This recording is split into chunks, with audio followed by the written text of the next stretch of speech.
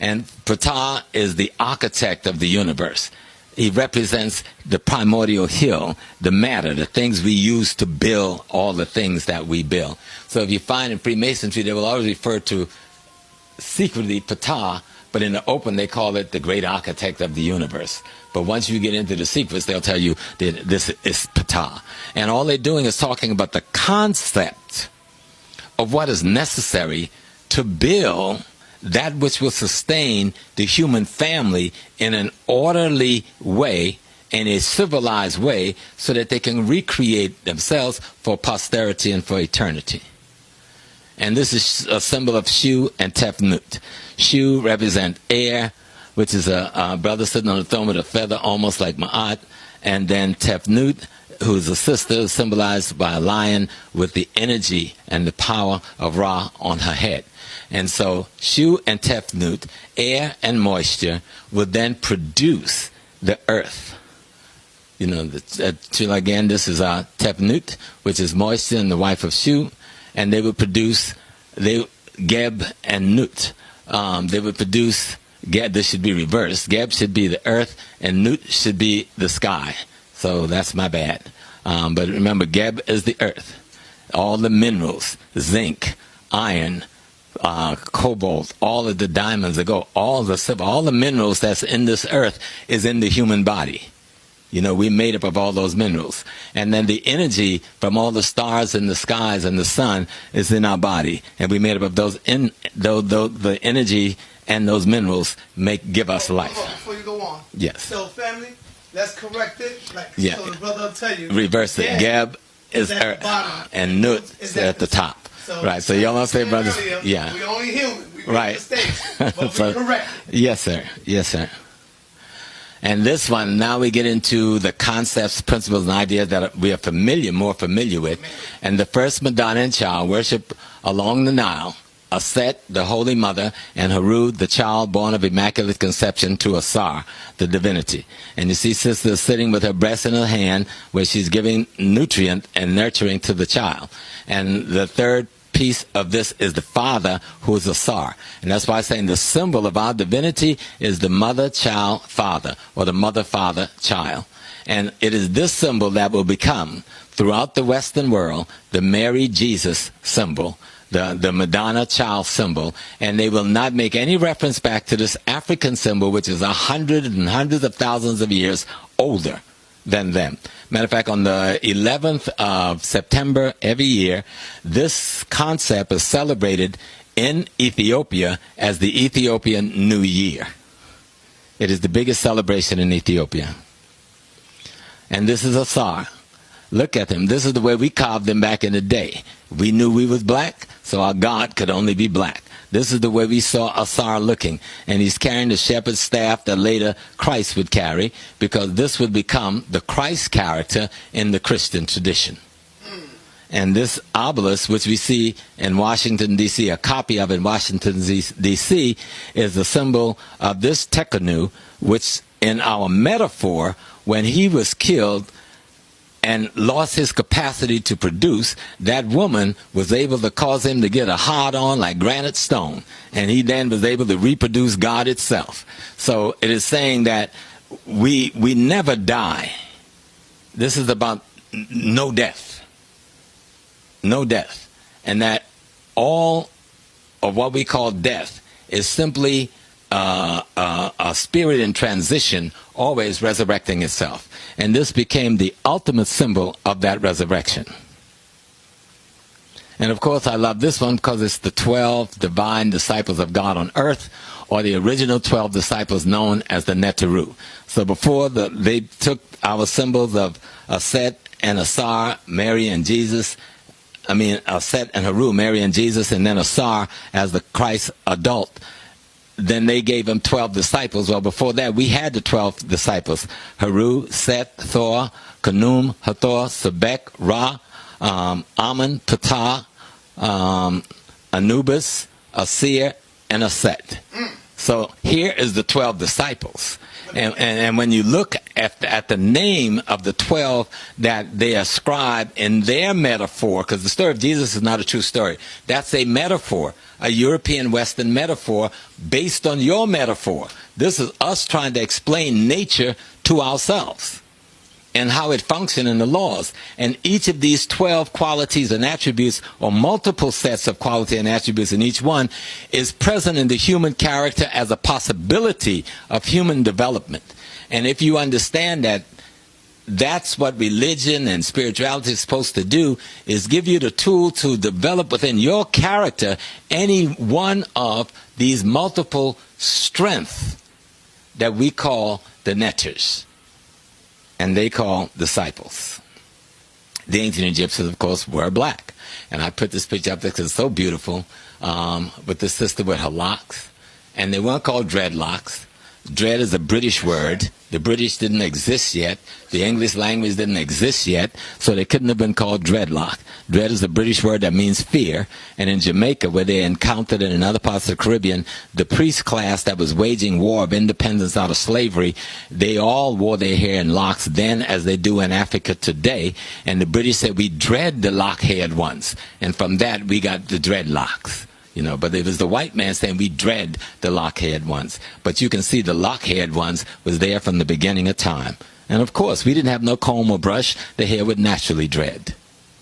Or lock. Sorry. See how I made the same mistake? So, African Americans, we're nearly 7 million people. All of us will not move anywhere. Most of us will not move anywhere. I don't think 10% of us will move anywhere. But what we need to do is to interact with our motherland, the richest continent on earth. We're sitting here wondering whether we should go to Africa. Well, the Chinese is there moving the riches out of Africa. We're sitting here wondering whether we should go to Africa. The Japanese is there exploiting and moving the wealth out of Africa. We're trying to figure out whether Africa is important. The American corporations are there extracting the gold, the diamond, the cobalt, the manganese, and the wealth out of Africa. No. We need to, Malcolm said, we didn't lose our name. What he said, he didn't lose your name, you lost your mind. We've lost our mind. Africa is the richest place on earth. It is one of the most underdeveloped pieces of real estate on the planet. You want to create a new nation? You want to create a new world? Go help them create that new nation.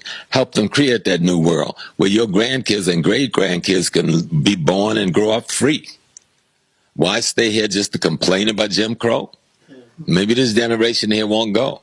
But let's hope our grandchildren and our great-grandchildren say, we want to build our corporation in Ghana, Nigeria, Cameroon, Togo, okay? We want to raise our family in a community where people treat them like human beings. And you can walk your street without fear of being shot down by a stray bullet or beat to death by the law enforcement mechanism that's supposed to be protecting you, and a government that won't act in your behalf. No, Africa offers us everything we say we want. And like I said, we know it's unrealistic to think that most people will move. But it is not unrealistic. It makes all the sense in the world that we begin to put our money where our mouth is, and we begin to invest our money where it makes sense. And Africa is the place where investment now makes sense. Not just the African Americans, but the Africans from the diaspora. So Africans from the Caribbean, Africans from the United States, Africans from Canada. And this is a struggle that's been going on since Kwame Nkrumah, 60 years ago, led the revolution that freed the country. And so when that happened, you know, you had people like Maya Angelou, you had people like Dr. Lee, you had people like W. Du Bois, you had people like, any number, Julian Mayfield, and other African Americans who went to Ghana with Nkrumah to help build the new nation. Dr. Martin Luther King went there and was with him in 1967, something most people don't know.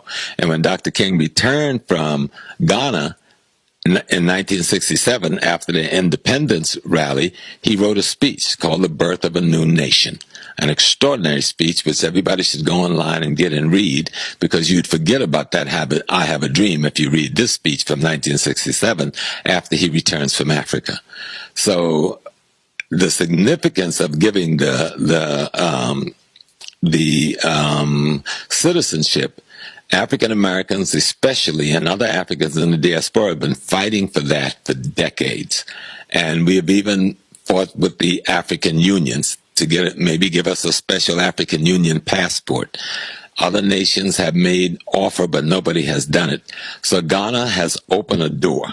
Ghana has led the way and give citizenship without any pre-qualification other than the basics to formerly enslaved Africans, and says you can be citizens in this land.